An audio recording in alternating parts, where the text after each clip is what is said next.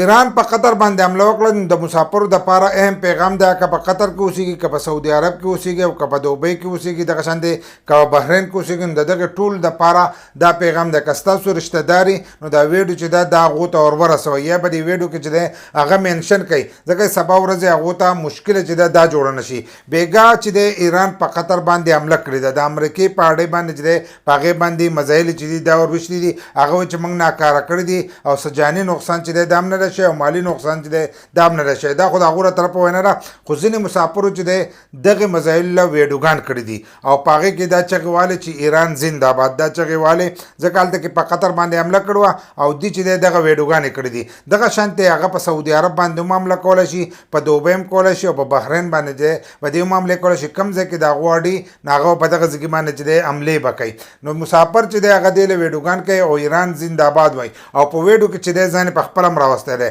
نو دغه ملکونه چې دي دا د ایران نه خلاف دي، نو دی به ستاسو خلاف چې دی کاروایي به کوي او تاسو به د دغه ملکونو نه چې دی واپسي پاکستان ته به هم رالېږي، خو د هغې نه مخکې چې دی په تاسو باندې به جیل تېروي. نو په دې کې ځینې کسان به وایي چې رزق چې دی دا نه په دغه کې دی قطر کې دی، نه په سعودي عرب کې دی، نه په دې کې. نو چې دومره ستا ایمان مضبوطي نو ته بیا دغه ملکونو ته چې دی دې ته بتلې نو دې ته بتلې نو نو کوشش کوئ چې دا قسمه خبرې چې دی دا په سوشل میډیا مه کوئ، له دې نه څه فایده نشته. که تاسو فیسبوک له ورکوئ یا ټیک ټاک له ورکوئ یا تاسو وایئ زموږ دغه ویډیو وایرل شي، ویډیو به وایرل شي خو په تا باندې به دغه کار چې دی دا به وران شي. ستاسو چې کم کار دی هلته نو هغه کار چې دی هغه به ستاسو وران شي. نو دا قسمه ویډیوګان چې دي دا مه شیر کوئ، ځکه که دا تاسو شیر کوئ نو تاسو ته سبا ورځ چې دی مشکله جوړېدی شي. که دلته په پاکستان کې څوک ګوري او د دې بچي هلته کې مسافري یا د کور بل څوک مسافري یا رشته دار، نو هغه ته هم دا وینا وکړئ چې دا قسمه ویډیوګان او دا شیزونه چې دي دا دې نه شیر کوئ، که نه د هغې نه وروسته چې دی دې ته مشکله هم جوړېدی شي.